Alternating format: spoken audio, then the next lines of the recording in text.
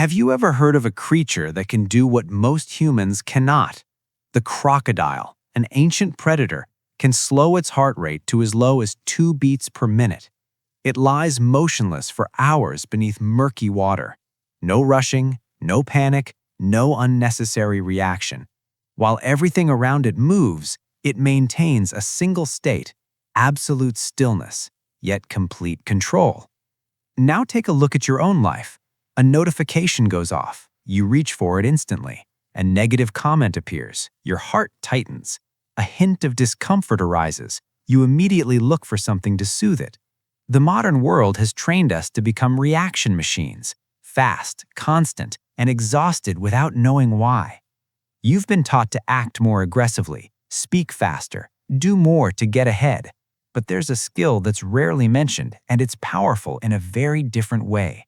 The ability to stay so calm that others lose their patience. Imagine a moment like this. Someone attacks you, and you don't rush to respond. Pressure builds, and your breathing remains steady. The entire room is tense, and you're the only one who isn't pulled in. What would happen if you possessed that level of calm? In Japanese martial philosophy, this state has a very clear name: Fudoshin, the immovable mind. Not cold indifference, but inner steadiness in the face of outer chaos. This video will show you why extreme calm, like a crocodile lying still beneath the water, is a rare form of power, and how you can train Fudoshin to stop impulsive reactions, regain control of your nervous system, and walk into any situation with quiet power. Before we dive in, don't forget to like and subscribe for more videos on personal growth and emotional mastery. Chapter 1. The Reality of Modern Society. Addiction to Emotional Reaction. You're living in an era where fast reactions are mistaken for strength. Everything happens so relentlessly that your brain barely gets a chance to rest. A bit of stress appears and your hand unconsciously opens TikTok. Sadness creeps in and you look for something to eat to fill the emptiness. Anxiety rises and your online cart starts filling up. And whenever life feels unstable, you tense up and pretend everything is fine. Repeat this long enough, and you no longer realize you're being pulled around by every small emotional trigger. You're not controlling your reactions are controlling you. Modern society operates like a massive game of emotional whack-a-mole. Every day, stimuli pop up nonstop. Notifications, breaking news, drama, comparison, pressure, and you've been programmed to hit back immediately, faster, harder, more often. Here's the problem. The people who react the most are usually the most exhausted. Out there, many still believe strength means responding quickly, speaking sharply, asserting forcefully. But if you carefully observe the most grounded people in any room, you'll notice something very different. They don't rush. They aren't pulled by every small stimulus. They choose their responses with cold precision and clear intention. True mastery isn't measured by how fast you react. It's measured by your ability not to react when it isn't necessary. When chaos knocks, most people jump up in alarm. The person with inner power simply sits still, observes, and decides whether the door is even worth opening. That small pause creates an enormous gap in composure. In a world addicted to reaction, the ability to remain unmoved by every stimulus is a form of quiet authority. The one who controls their reactions is the one still holding the steering wheel of their life. Chapter 2. The Truth About the Human Nervous System. Beneath all your complex thoughts runs an extremely primitive operating system. Your nervous system tracks one core signal: am I safe right now? It isn't impressed by your income. It doesn't care about your appearance. It's not persuaded by your social media following. To your nervous system, everything comes down to survival: safe or dangerous. The problem is that modern living sends out alarm signals almost constantly. When you dive into drama, online arguments, breaking news, and constant comparison, your nervous system cannot distinguish between a real physical threat and a digital stimulus. It reads only one message: this environment is not safe. When that signal repeats often enough, your body begins living in a constant state of tension. Your heart rate stays higher than necessary. Your breathing becomes shallow. Your brain remains on alert. You keep working, stay busy, run from task to task, but internally you grow more exhausted. That's why many people feel drained despite doing no heavy physical labor. That's why you can sleep enough hours and still not feel recovered. And that's why you can feel stuck even when your schedule is always full. You don't lack willpower. Your nervous system is overloaded. When the nervous system constantly receives danger signals, it prioritizes survival over growth. Focus drops. Patience thins. Emotions become more volatile than usual. You may think you're getting weaker, but in reality, your body is trying to protect you the only way it knows how. Understanding this mechanism is the first step to regaining control.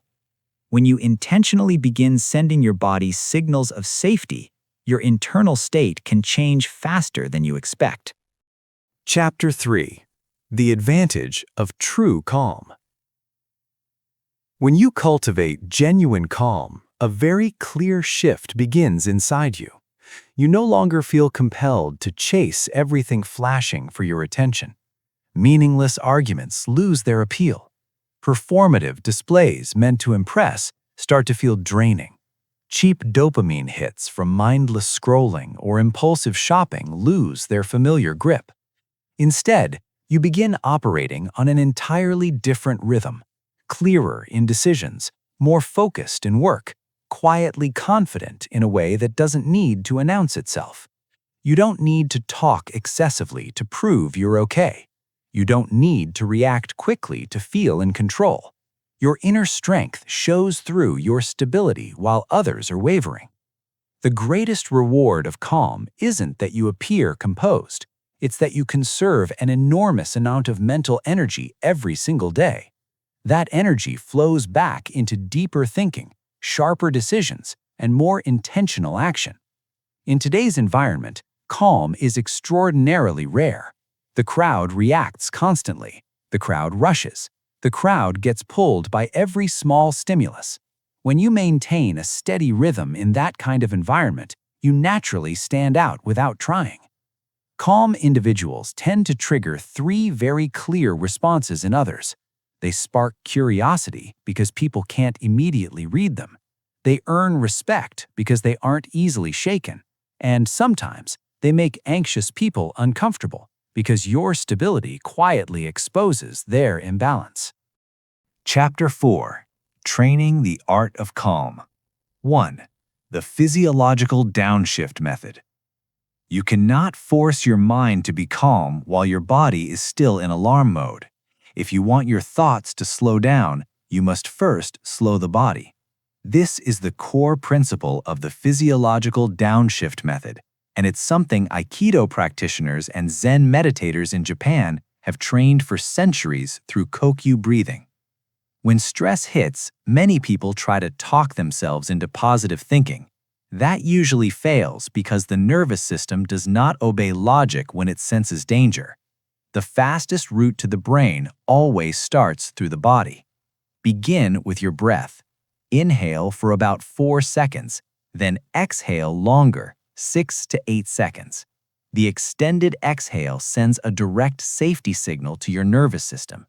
At the same time, lower your voice and speak more deliberately. Drop your shoulders, relax your jaw. Intentionally move about 20% slower than usual. These small adjustments create bigger shifts than most people expect. The reason this works is straightforward. Your nervous system reads your state through your body before it listens to any self-talk. When the body signals stability, the brain automatically reduces its threat level. Your heart rate begins to drop, your vision widens, your thinking becomes clearer. Use this technique right before moments where you're likely to lose control, before stepping into an argument, entering a tense meeting, or when you feel your heart racing unexpectedly. Just a few minutes of properly downshifting the body can bring you back into the driver's seat. Calm does not begin with thought. It begins with physiology. 2. The 90-second no-action rule. One of the most distinguishing skills you can build is the ability to not act immediately when emotion surges. The 90-second rule sounds simple, but if you truly apply it, you'll feel how powerful it is. When a strong emotional wave hits, your body is pushed into automatic reaction mode. An irritating message, a bruising comment, a sudden spike of panic. Inside, you immediately want to do something for relief. But what most people don't realize is that the peak of an emotional surge typically lasts only about 90 seconds if you don't fuel it. This is why, in the spirit of Bushido, a skilled swordsman always has an intentional beat of delay before striking. That pause is not hesitation, it is a mark of total control. In everyday life, this is one of the most practical ways to train Fudoshin, the immovable mind. When anger, shame, or panic is triggered, follow 4 steps. Look at the clock. Do not text, do not respond, do not make any decisions for 90 seconds. Your only job is to observe the sensations moving through your body. If you hold this pause with patience, a clear chain reaction begins. Your heart rate starts to fall, your breathing deepens. The mental fog thins enough for reason to return instead of reflex. 90 seconds sounds short, but it is often enough to take the wheel back from impulsive emotion. Practice this long enough, and you will build something extremely valuable: the pause muscle, the ability to stop at the critical moment before things spiral out of control. 3. Practicing third-person observation.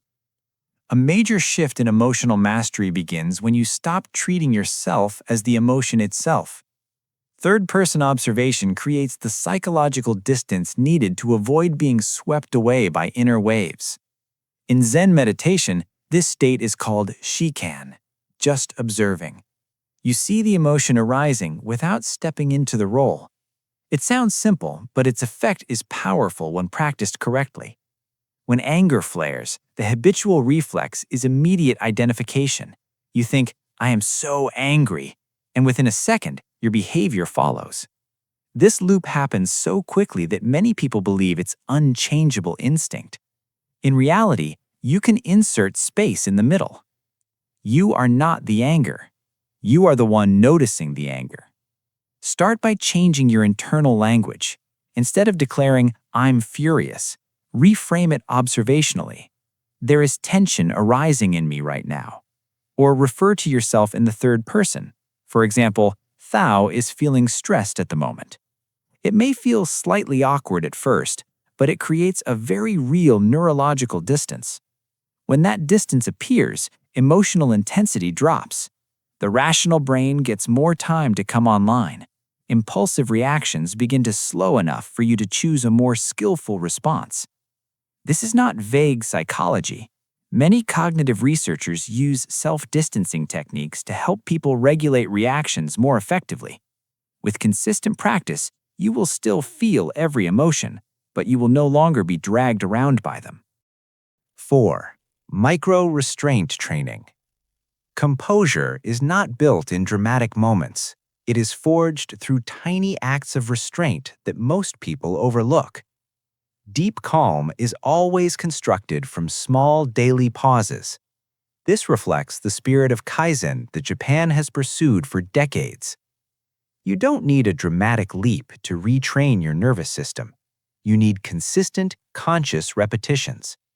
Every time you delay an impulsive reaction, you perform a neurological Kaizen step. It sounds simple, but its cumulative power is immense if sustained. Start with very ordinary emotional reps. When a notification pops up, don't open it immediately. Wait 5 minutes. When you want to interrupt someone, stay silent until they finish. When your mind wants to counter instantly, insert 1 breath before speaking. When your hand reaches for your phone out of habit, delay 10 minutes. Each repetition is like a weight lift for your nervous system.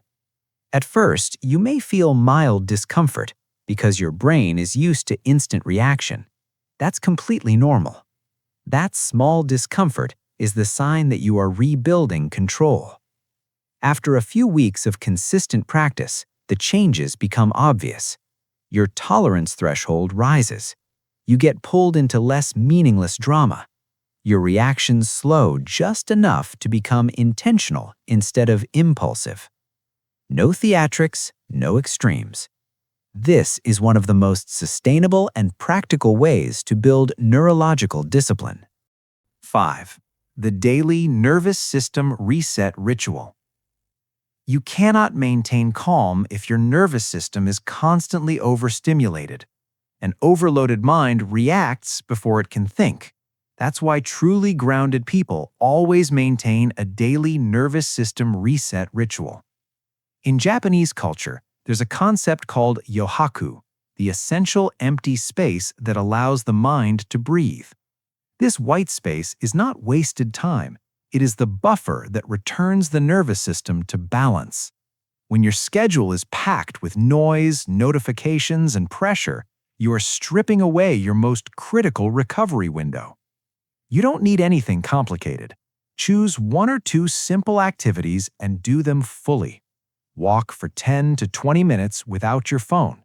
Sit quietly and breathe for 5 minutes. Brain dump in writing before bed to clear lingering thoughts.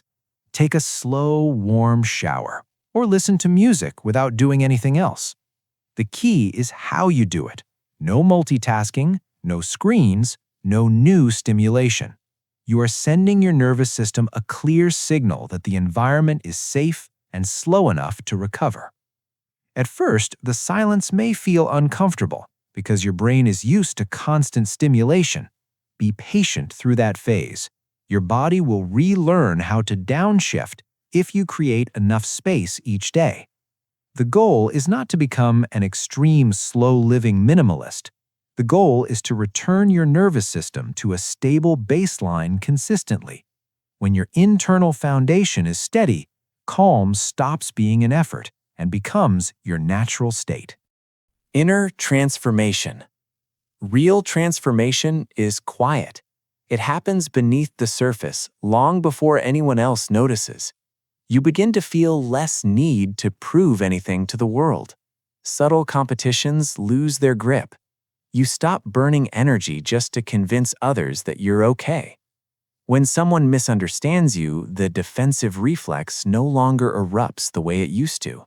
You still observe, you still assess the situation, but internally there is no collapse, partly because you know clearly where you stand, partly because you no longer place your self-worth in other people's hands. You also stop chasing conversations that must have closure at all costs. Not everything needs resolution. Not every relationship requires approval. Once this clicks, your mind feels noticeably lighter. The energy once spent worrying, explaining, justifying begins returning to what truly matters. Then, one day, you walk into a room and notice something different. You don't need to say much. You don't need to overperform. You carry a form of quiet power that others can feel before you speak. Interestingly, that stability doesn't just create respect. For people who are internally unsettled, your calm may even make them uneasy. Not because you did anything wrong, simply because steadiness tends to expose the turbulence others are trying to hide. At this stage, one truth becomes unmistakably clear. Presence is always more powerful than performance. When your inner core is full, you don't have to try to shine. Your presence already carries weight.